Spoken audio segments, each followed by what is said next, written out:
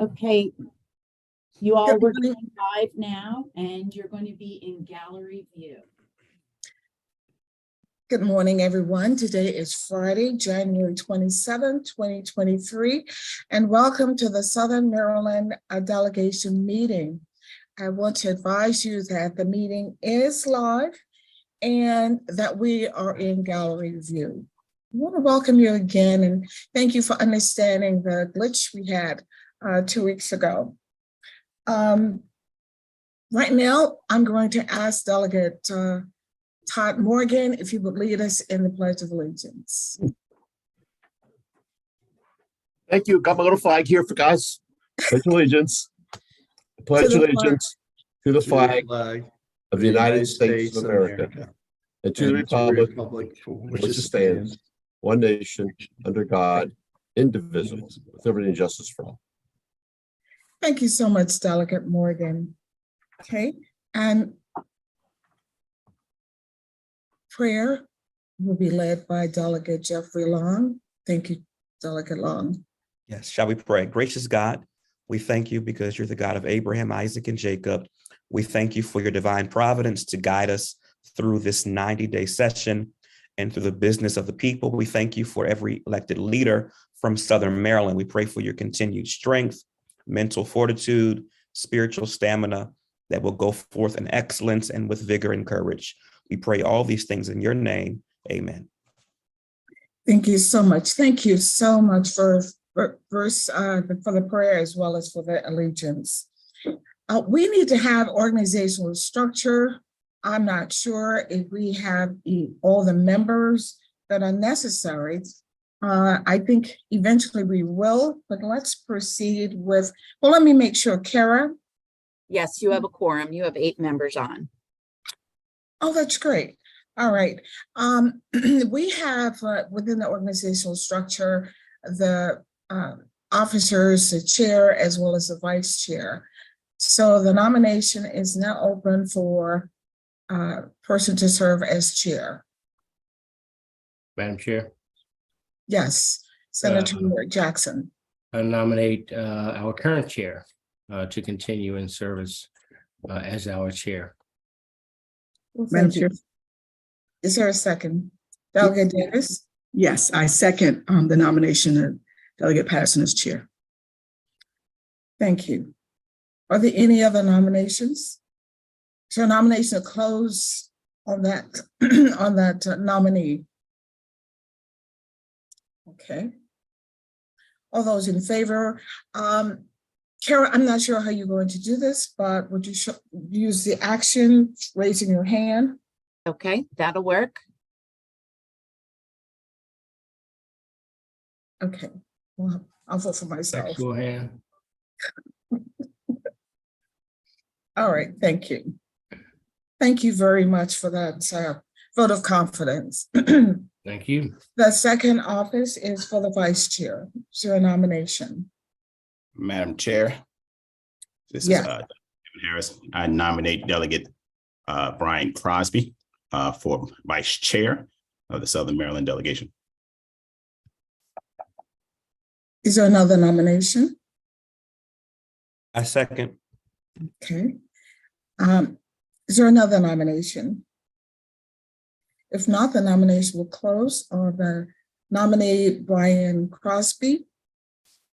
All those in favor, please vote by a raising of the hand again. Okay. All those in opposition?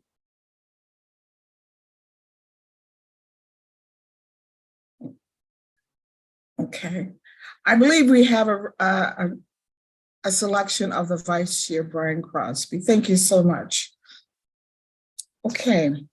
We are very, very fortunate to have with us three outstanding post-secondary leaders, and they will share with you their views or information about their universities and their colleges. The first is Dr. Yolanda Wilson, representing the College of Southern Maryland. She's new and we are so pleased she's here.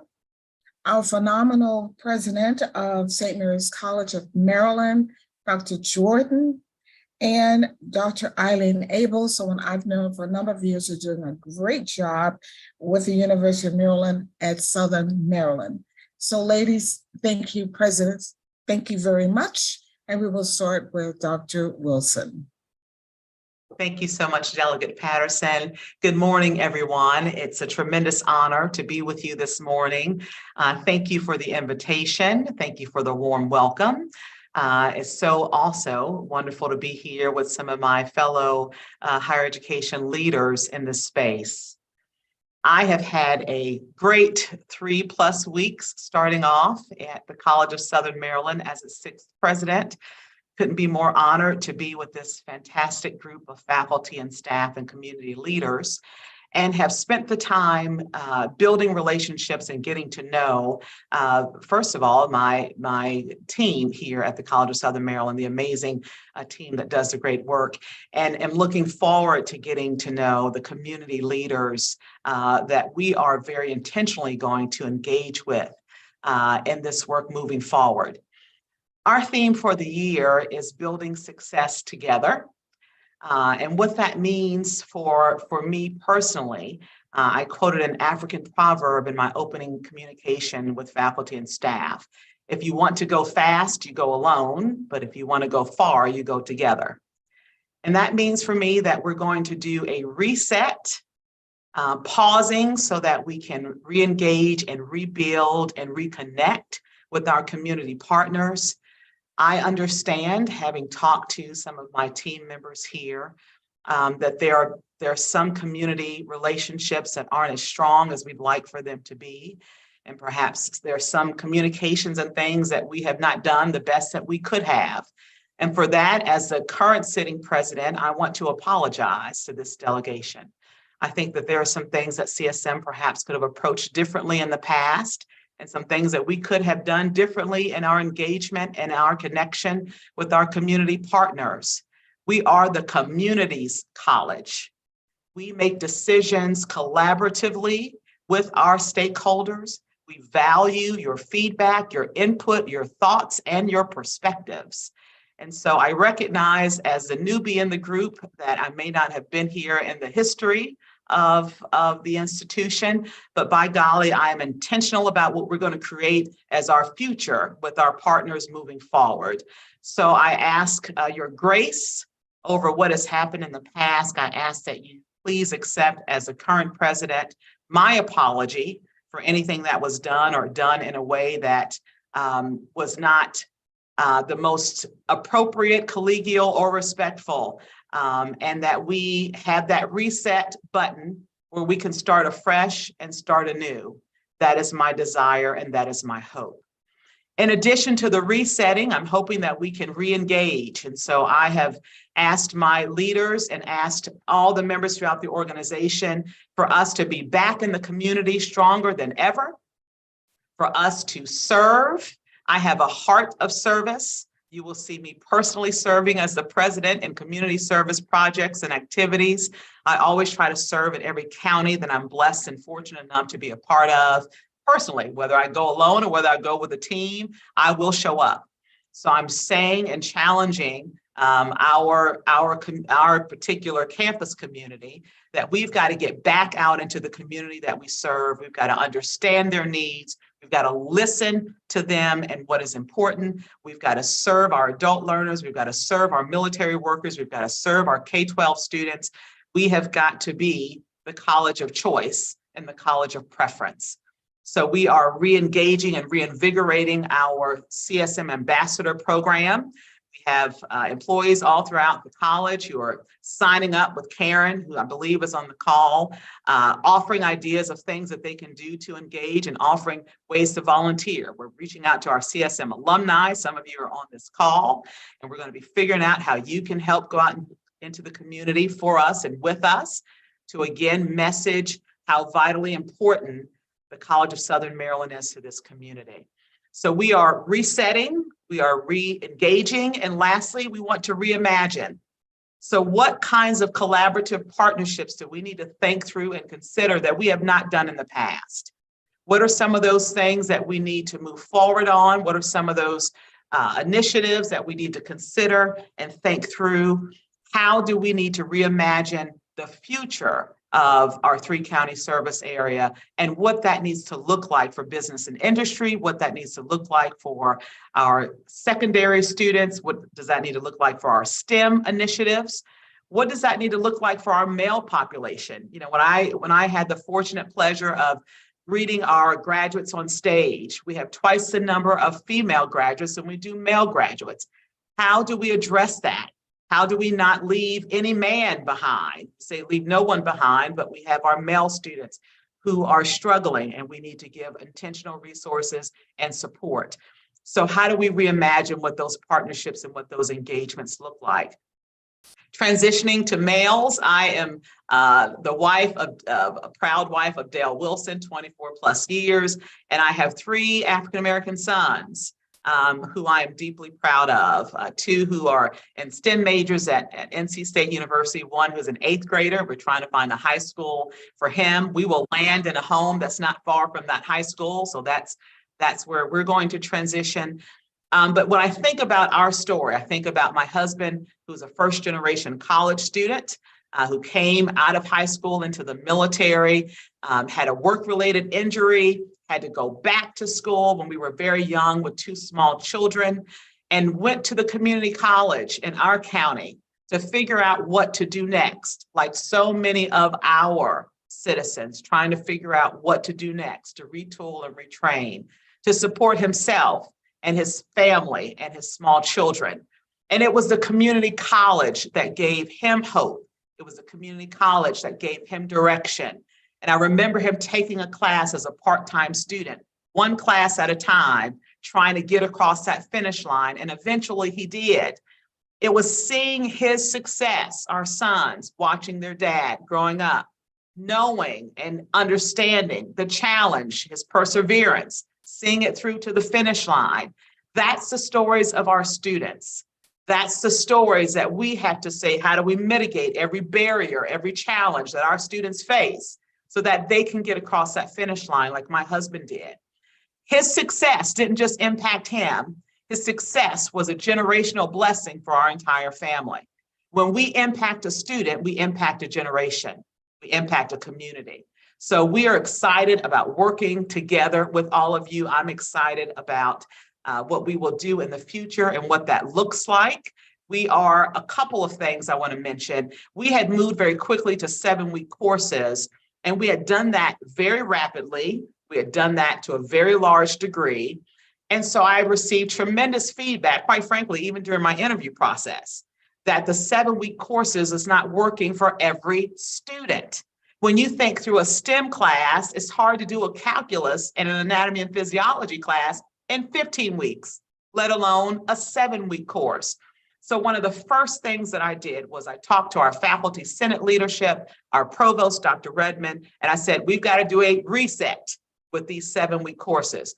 So faculty are now making recommendations to have a more balanced schedule. There are some students who like the 7-week because they like being able to take 1 or 2 classes at a time. It manages their cognitive load, but there are many students who want the option. Let me decide if the 7-week or the 15-week works for me. Give me that choice. So we are pushing our schedules back more to the 15-week schedules. Faculty are making recommendations so we can put that in place for the fall. And in the spirit of leaving no student behind, giving students the option of what class and what format works best for them so that they don't feel overwhelmed by taking certain classes in these 7-week formats. So that's something that we are working towards. I just wanted to share, I don't want to take up all the time. I think I've taken up probably enough, but I wanted to share my passion. Student success is the core of what I do. It's why I do what I do. I am radically focused on helping our students position themselves for economic and social mobility. I know that education is a transformer. It has transformed too many lives that I have seen firsthand to not know what it can do. So I am determined to make sure that more of our students, all of our students, get across that finish line. Delegate Patterson, thank you for the time. But Dr. Wilson, thank you so very, very much. I love the enthusiasm. Certainly we all appreciate your first comments because that was very important, very healing. We're going to hold the questions until we hear from Dr. Abel, but right now, Dr. Jordan, will you share with us information about the St. Mary's College of Maryland? Thank you, Madam Chair, and good morning, everyone. I'm really happy to be here to give you an update on the state of St. Mary's College of Maryland this morning. I want to welcome Dr. Wilson to Southern Maryland. It is a pleasure to meet you, and I look forward to collaborating and partnering with you. My normal partner, Chip Gaines, I do that every time. Chip Jackson is in the audience somewhere in case at the end you have questions for me that for whatever the reason my brain decides not to work. I am sure that you all have my slides that were sent to you earlier, and so I'm going to go through the slide deck pretty quickly. So the first slide is just something you can go past, and let's go to the next slide where there's the agenda for my remarks today. There are 4 major areas I'm going to discuss. And so then let's go to the next slide. So St. Mary's College, as you know, is one of only 2 independent public higher education institutions in the state. That independence means that we are relatively nimble in the higher ed space when it comes to adapting to the needs of an ever-evolving landscape while remaining true to our mission. We are the state's honors college. Our mission is to provide an exemplary liberal arts education that is affordable and accessible to diverse populations. And I want to assure you that we live up to our mission every day. When people hear that we are an honors college, they think of a challenging academic curriculum, and they believe that we are exclusive, i.e. like an ivory tower. We are rigorous, yes. An exclusive club, not under my watch. We are aware that in addition to being in a unique higher education sector, we are also public servants. Thus, we want to engage and be engaged by the communities in which we live, learn, and work. On the next few slides are a few of the examples of our efforts to be the intellectual, cultural, and entertainment hub of Southern Maryland. On slide number 4, you can see that we do consider ourselves to be a community resource. And on that slide, you see a variety of events that we offer the public. Many of you do attend our River Concert Series every summer. I do want to highlight that we have another type of concert, and that is the Mulberry Music Festival that I really invite you to come and partake in. That always happens the Friday of Juneteenth weekend. It features a different type of music. And one of the things we pride ourselves on is focusing on local musicians at that venue.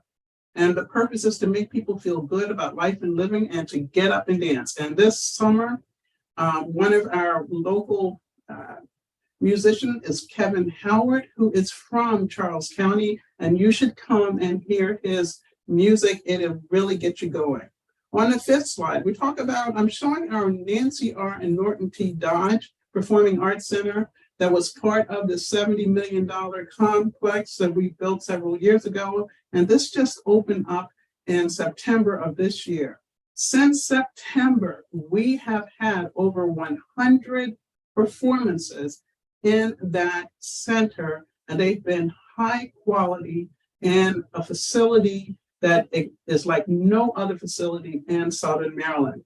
If you look at the individuals, the types of opportunities we've had there, you will see that we have Angelique Kidjo coming. She will be here. As you know, she's an international entertainer and activist. She will be our commencement speaker this year, and she will be performing that evening on our campus, and I invite you to come and attend. On slide 6, we're showing that we also participate. I mean, in Southern Maryland, you know, we are in an area of proud history as to the founding of this nation. And you're also aware that several years ago, on our campus, we discovered slave quarters from 2 separate centuries that we felt the need to commemorate the individuals that worked at the college and who were enslaved. If you've not come down to look at that commemorative, I invite you to do so. It is a point of pride here in Southern Maryland. It's like no other commemorative in the Southern Maryland region, nor in the nation. And we have received national and international acclaim for this commemorative, and visitors come from all over the country to experience it. So even though we're working very hard to be a real public hub here in Southern Maryland, we are nonetheless an institution of higher education, and we have been at the forefront of education since our founding in 1840 as a female seminary school. And it's important to note that the educational creativity and innovation that was apparent when this institution was founded continues today. And on slide 7, I talk about some of the things that we have instituted over the course of the last few years. You've heard me speak about the LEAD initiative, I believe, before.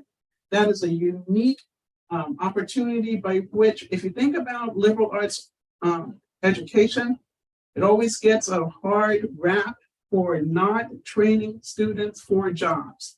And at St. Mary's College, just like all liberal arts colleges, we do an excellent job training students for careers, and we're now focusing on making sure they can also get that first job. LEAD is learning through experiential and applied discovery. We integrate professional skills development throughout the curriculum for every student because it's part of the core and it's part of their majors. As part of the LEAD, we have an Honors College Promise, which is our way to ensure that our students are getting those experiences that they require and they don't have to struggle in obtaining those skills. So with the Honors College Promise is that we guarantee every student who enrolls in the college a stipend for an internship or undergraduate research experience if they participate in those things, and whoever is mentoring them or hosting them does not have funds to pay them, we will pay our students the stipends to participate. And for those students who want to go and have an international experience, which every student should have that because it really does change your life view, we help them go on those and pay part of the cost associated with those international experiences. Now, this is something that you normally see at private institutions. We're public, but we're putting our money where our mouth is when we talk about providing students with relevant educational experience that prepares them to be global citizens. Over the last couple of years, you see some of the majors that we have instituted. These majors really take advantage of our location here in Southern Maryland and the expertise of our faculty and our community members. And 2 of these majors, marine science and business administration, within 2 years are the 3rd and 4th most requested majors at the college. And the marine science program is the only such program for undergraduate students in the state of Maryland. So the state, and then finally, when we're thinking about holistic education, we think about both in the classroom and beyond the classroom. I give you one example where we're really looking at what we offer at the college. Often we have had for years a cross-country program, and there are certain types of students who are attracted to cross-country and they do very well at the college. But if we're thinking about, we're supposed to be providing opportunities for a very diverse array of students. It's important that we have things that a diverse array of students will want to be engaged in. And so we have started a track and field program, and within its 2nd year, it garnered some championships at the Division III NCAA level. So as you know, the state has invested a lot in our institution to provide an exemplary liberal arts education for Marylanders. And on the 8th slide, I show that the return on investment is very high at St. Mary's College. You're looking at our 4-year graduation rates. Among public institutions, we have the 19th highest graduation rate in the country. 97% of our students are employed after college. and 55% go on to graduate a professional school within 5 years of leaving the college. And another important thing, as we think about the cost of higher education, and people are always concerned about the cost, you see that when we look at the default rate of our students on student loans, it is 0.8%. It is one of the lowest default rates in the nation, and certainly within the state of Maryland.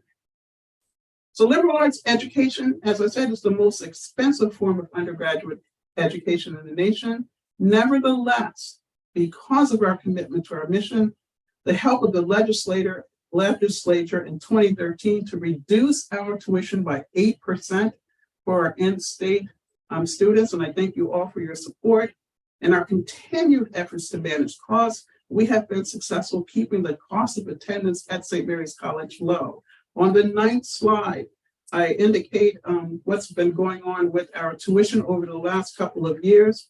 And I want to point out that in fall 2022, just this last fall, our tuition is less than what it was in fall 2013 because of the efforts we've put in to try to manage those costs. And we have frozen tuition. This is something that's important. I think that most people don't recognize that. We have been able to freeze tuition at St. Mary's College since the fall of 2019, and we'll continue to try to do that. Our students receive lots of financial aid, and 77% of them receive financial aid, and we've increased the amount of aid that our students receive significantly over the last few years. Our financial aid budget from the college, and this does not include what we get from other sources, is more than $8 million a year, and we work hard to provide that. So you know the pandemic wreaked havoc on virtually every aspect of each of our lives. The higher ed sector is no exception, and the predictions were that there would be massive shuttering of colleges, especially small ones that are tuition dependent, like St. Mary's. What happened at St. Mary's? Well, during the pandemic, to be creative in what we're offering and how we're offering it, and working to keep that cost of attendance down in the midst of all that chaos. Well, what we see is that through all of this turmoil, our applications have increased and enrollment is climbing at the college. And that is on slide number 11 or 10. So you can see that our applications are up. The total enrollment is pretty steady, but every year our first year of students entering the college has been increasing. Additionally, our diversity continues to increase, whereas our entering classes over the last 3 years have averaged 32% racial and ethnic minority, 23% first-generation students, and 21% Pell eligible students.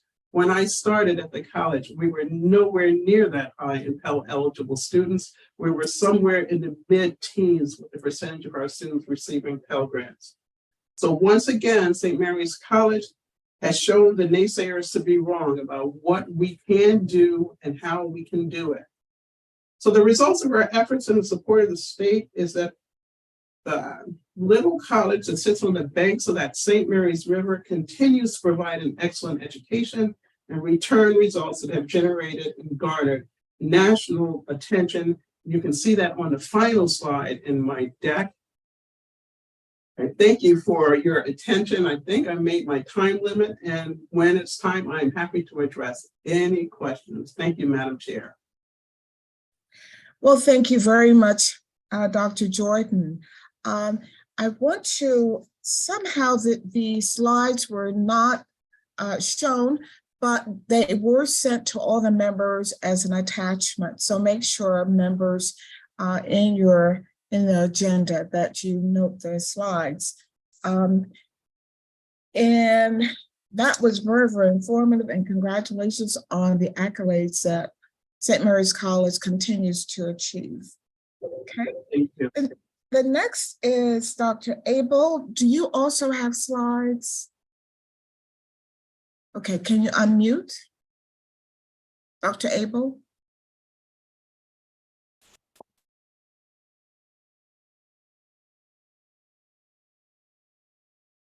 Okay. Want to try it again? Can you hear me? Now we can. Yes, Good I'm so morning. sorry. Good You know, morning. my laptop decides every now and then to not let the microphone work, and then the Okay. headset does the same thing. So I apologize for that. So good morning, everybody, and thank you, Chair Patterson, for inviting me to join you this morning. It's really nice to see you again, a lot of familiar faces on the screen. Just a quick shout out to Dr. Wilson. Welcome to CSM. I really look forward to working with you. Dr. Jordan and the president of CSM and I have met on a regular basis to talk about higher ed issues in the region, so I look forward to extending that collaboration with you. So I'm just going to talk briefly today about three particular things. And essentially what I want to talk about is just we all know this, but I really want to sort of reemphasize what it means to get a college degree and how important that is, and particularly in a region in Southern Maryland that has less access and opportunity, but three outstanding access points for students down here. And talk a little bit also about an update on the smart building, which you all can see right behind me. It's just an amazing place. And then also just to share some happy news. So we work closely with the College of Southern Maryland to ensure that all of the programs that we offer through our 5 university partners both transfer and also lead to high-paying jobs. We also work very closely with St. Mary's College to ensure that we don't have duplication of effort and that the students who may be swirling between our institutions have equal opportunity to move forward. So I want to talk a little bit about, again, the value of completing a bachelor's degree. So Governor Hogan's change in the entry-level credential for some jobs notwithstanding, it really is important for students, particularly in our area, to consider completing a bachelor's degree. What we know is we have about an 18% bachelor's completion rate in this area. About 30% of our jobs still require a bachelor's degree as the entry-level requirement.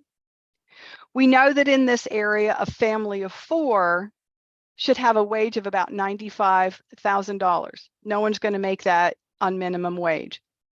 What we know in the state of Maryland is that the median wage for somebody with a bachelor's degree is $86,000, which is actually pretty close to the living wage in the region. We also have, and again, this is no news to anybody, I just want to share these data so we can actually think about the urgency of this issue. 39% of people in our communities are at the ALICE or at the poverty rate, and that's higher actually for our Black and Brown families. We know that the best way to support communities and families is to get people into these higher paying jobs and to make sure that we get these degree completers to stay in our area. So you all know that one of our signature program is the engineering program that we run in collaboration with the College of Southern Maryland, the University of Maryland Clark School of Engineering, and the Patuxent River Navy Base, where students can finish their associate's degree at CSM, transfer to the University of Maryland, come down to the center, complete their engineering degrees, working from home, and get an internship or a job at the Navy base. We are trying to replicate that in our computer science program with Bowie, and also to do some upper level courses in chemical engineering so that students can do internships at the Indian Head Naval Station Warfare Center and blow things up. So we know that students who go through these programs have a 96% retention rate, and this is exactly what employers want. So we're trying to replicate this sort of grow your own program down in the area. We can only do it in collaboration with our industry partners and in collaboration with the College of Southern Maryland. So again, our goal is to grow enrollment in our bachelor's completion programs. Our motto is to stay close, go far, and to do it at lower cost, of course, and to help these students link to work-based learning opportunities and internships in the area so they are likely to be hired on the backside. So bachelor's completion is a huge thing. It's a huge push for us. We're trying to work on some recruitment and some collaborative recruitment events with the College of Southern Maryland, which Dr. Wilson and I will update you on when we meet next week. So the other thing that we're doing in Southern Maryland, the Regional Higher Ed Center down here, is to grow the capacity for our smart building down here. So all of you know that SMART building stands for Southern Maryland Autonomous Research and Technology. It's all about drones. It's all about drone technology and supporting industry growth in that area. So the two things that are really driving that growth are what's happening at Pax River and Indian Head and their contractors, as well as the Aero Park that the St. Mary's County is developing in that area. USMSM is seen as a key hub in that area. So all of the work we're doing is trying to center education opportunities and research opportunities for local individuals around this area. So you also know that the SMART building houses what's called the Matrix Lab. The Matrix Lab right now is supported by the University of Maryland College Park Clark School of Engineering. They have hired a PhD researcher to identify ways for them to do some outreach, particularly around grant and other funding opportunities to support the work in the SMART building. They do have a bus now that's running from College Park every other week to bring down researchers and graduate students. So it's nice to have people in the building on a regular basis now to use the amazing toys that are in there again and to grow opportunities for our local community. The happy news I want to share with you, and many of you had a hand in this, and I want to extend my sincerest gratitude. Kennedy Krieger Institute is going to be joining us on our campus starting in the fall semester. They're about ready to go out for a bid right now to do remodeling contract for our building 1. They are going to start with a relatively small cohort of 13 to 15 students starting in the fall semester. And as you all know, it's a hardship for people in the local communities to travel all the way to Baltimore either every day or even on a regular basis to support the students who need to have the diagnostic and clinical facilities that Kennedy Krieger offers. So having them co-located on USMSM's campus gives us an opportunity to align our missions. We are also a service organization. We can offer collaborative research and educational opportunities to students who are in our education and social work programs at USMSM. And it's an opportunity, again, for us to serve the community, to have these local efforts available to families closer to home. So I want to thank you for supporting higher ed in Southern Maryland. Your Transfer with Success Act makes a huge difference for students who are coming out of CSM, which is our primary feeder community college, into the programs that we offer through our university partners. I'm also working very closely with our district schools, particularly St. Mary's. I'm on their implementation team for the Blueprint for Maryland's Future. We know that how we move students forward in all of our educational pipelines is key to the success and the growth and the economic stability for people in the region. So I want to thank you for your support, and I hope to be looking for some more of that in the future. So I'm happy to answer any questions that you may have. Thank you again, Delegate Patterson, for the opportunity to address your crew. Well, thank you very, very much. And I am really very impressed with all the presentations, and so thankful that we have the 3 of you in our county, but most of all, thankful that you have such a sense of what the community and our students need. Colleagues, are there any questions? I see the first is Senator Ellis. Senator Ellis. Yeah, thank you, Madam Chair, and thank you, Dr. Wilson and Dr. Jordan and Dr. Abel for your presentation. And I just want to say officially before this body, welcome Dr. Wilson to Maryland, to Southern Maryland and Charles County. And thank you for taking that global look at where we are. And we have lots to accomplish going forward. Let me preface my comments by saying I received a budget briefing, fiscal briefing yesterday in my finance committee here in the room. And the budget analyst gave us a number, which was shocking to all my colleagues and myself, saying that Maryland as a whole, our public schools have a 51% population census of free and reduced lunch students. And that shot up tremendously. And so that creates unique challenges, not just for our K through 12, but when they move out of high school, they will, of course, move into our institutions of higher education. Well, a lot of them. And so we have to focus on that and the pipeline that is being readied for us for higher education, how we can work with that population. And Dr. Wilson, you mentioned young men going through the College of Southern Maryland.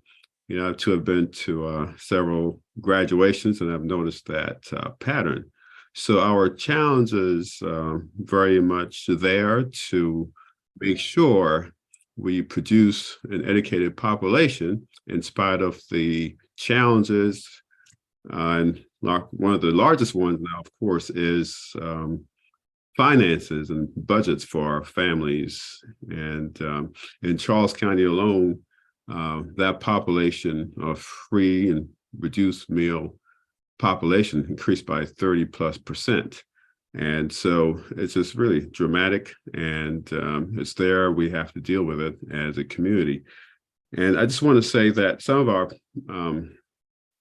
issues with trying to get resources to our institutions, and I'll focus on, and really quick with a question from Dr. Wilson, is basically one of our priorities that's staring us in the face is reopening the pool at the La Plata campus. And so I wanted some numbers to see what we can get. And Delegate Wilson, I'm not sure if he's on this meeting, but pledged he and the delegates will work also together with the Senate to get the resources to do that, which is immediately staring us in the face right as we speak. And so I don't know if you received any numbers you can share with us, because this afternoon I have a meeting with the budget chair in the Senate, and I have to bring some ask to him.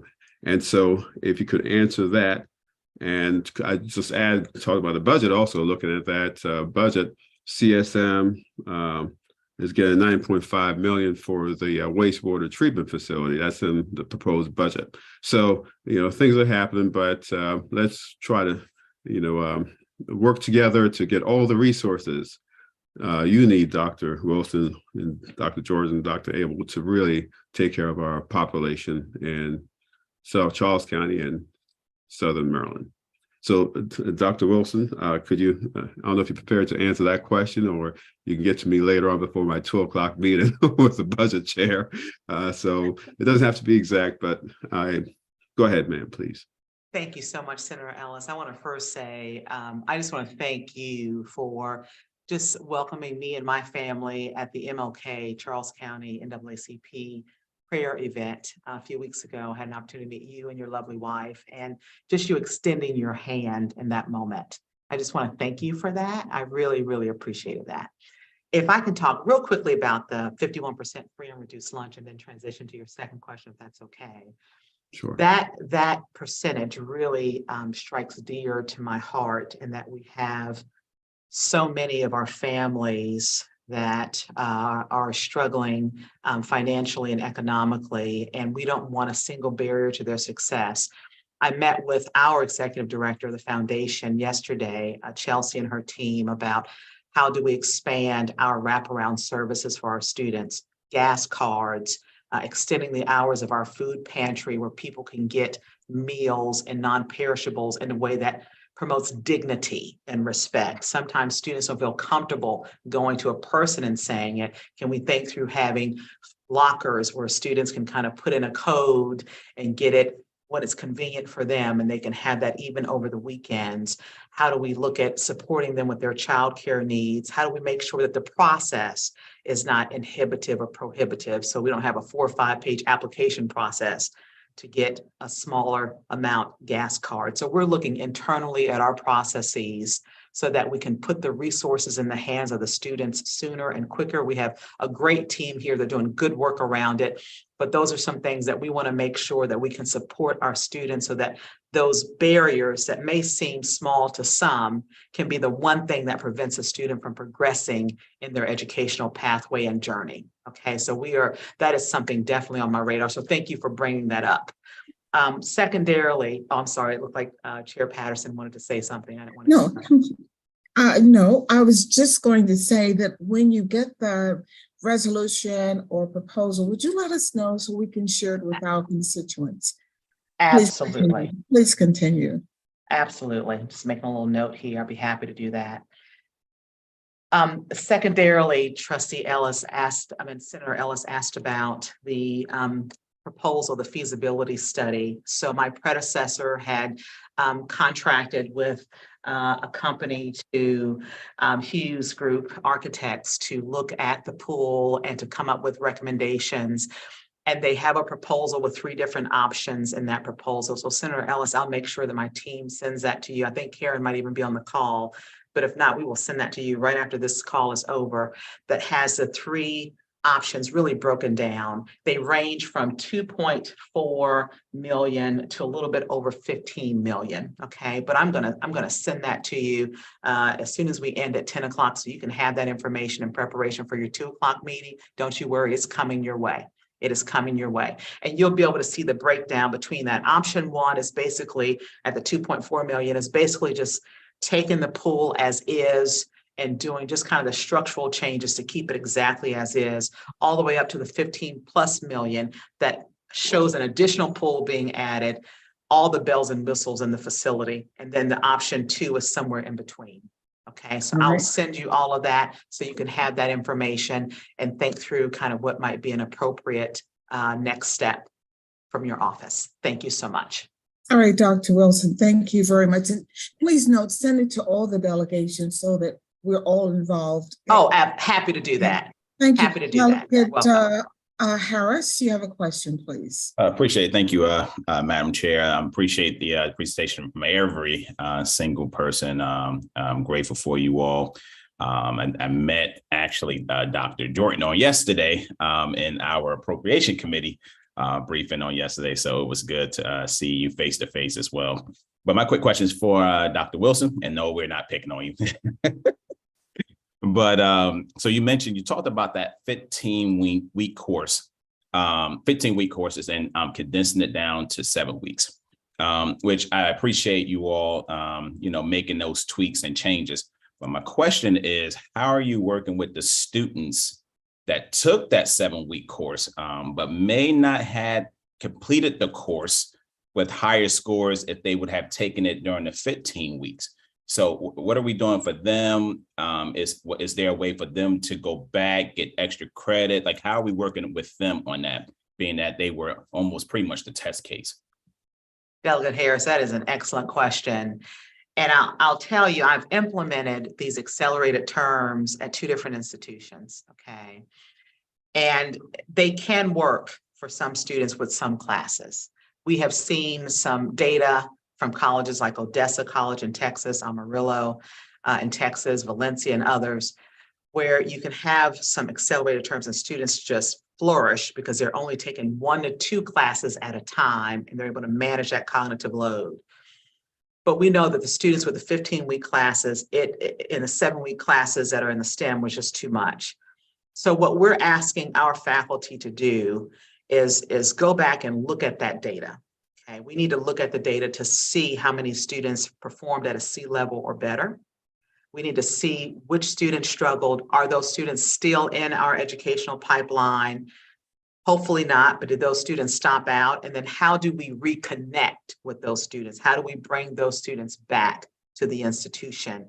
And so we're having to do that work where we look at the data to see who those students were, okay? And then how do we go back and reconnect with those students and set those students back up for success? So that's the process that we're looking at now. Not just the students in the 7-week, but we lost some students because of the pandemic.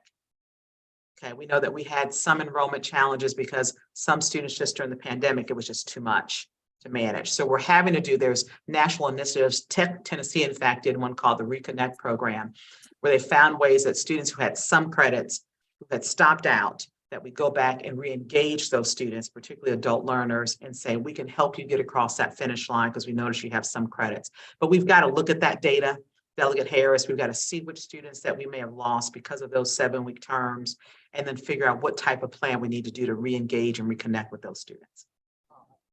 Okay, thank you once more for the questions, my colleagues, and thank you very much, Dr. Wilson, Dr. Jordan, and Dr. Abel. John Hartline, are you on?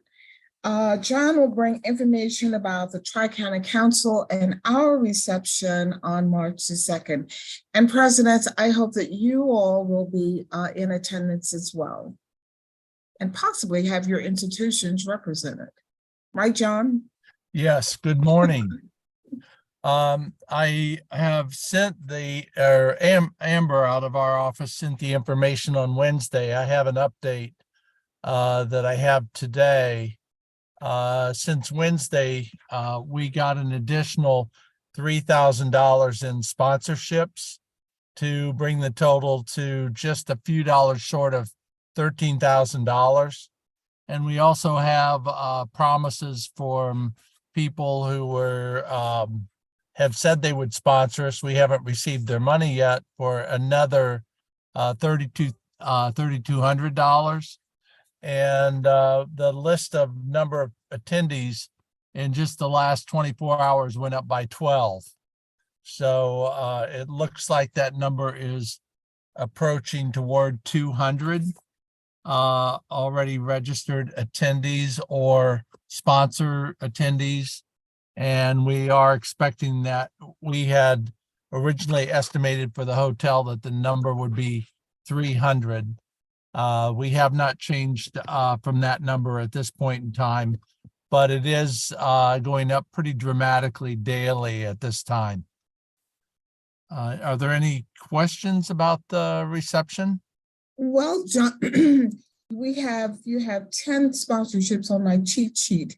Is that number still good? What can we do as members of Southern Maryland delegation to help with sponsorships and make sure that if we have newsletters, we're putting it on Facebook and our social media, right?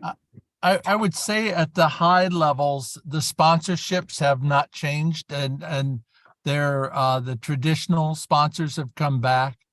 It's the lower middle sponsorships that seem to be have had some decline, and I think that the problem or the situation is a lot of these smaller businesses or smaller nonprofits have suffered during the pandemic and are not comfortable or don't have funds to do sponsorships.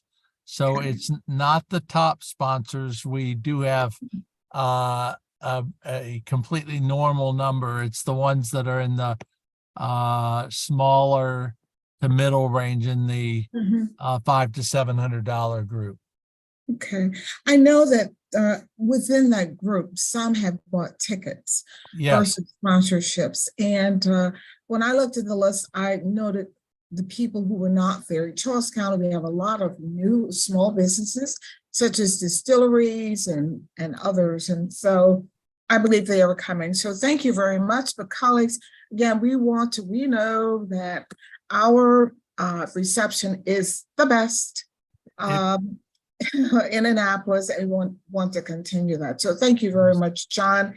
And if you all need reservations or more information to share, just contact him. All right? Yep. Do you have any questions of John? I want to just mention one thing, Dr. Wilson.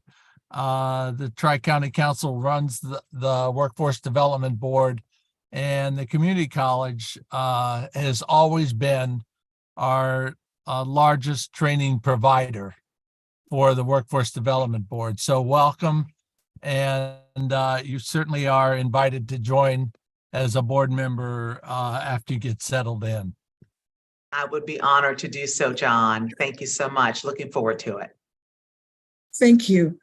Our next meeting is February the 10th, and the guests will be Senator Cardin, Lucille Walker, and Angelica Bailey, Teresa Kuntz with MML. February 24th, we will have the new secretary for the Department of Agriculture, Kevin Addix, and then also Stacy Hahn Ruff, who's executive director for Anne Marie Sculpture Gardens and Arts Center. They really are doing great work there. And On the 24th, also Ashley Teagley, who's the Southern Maryland Regional Library. And on March 10th, Senator Van Hollen will give us an update regarding earmarks, as well as Robert Hahn, who's with the In Hunger Warehouse Expansion, and Perry Limes, who's with Hospice of the Chesapeake.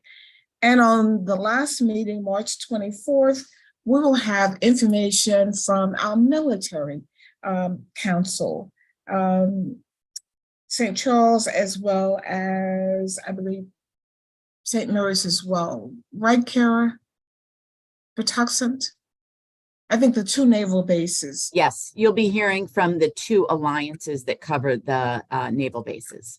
All right, so that is it in a nutshell. And lastly, on the floor, I hear many delegations taking photos. And so I think it's really incumbent upon us to take a photo for the Southern Maryland delegation. And so we'll get back to you to find out what days are best for us, because we have to consider the Senate as well as the House members. So again, if there are no other questions or comments, I want to thank you very much. Thank you, presenters. Thank you, colleagues. And I'm going to wish you a very wonderful weekend. Take care. Thank you, everybody.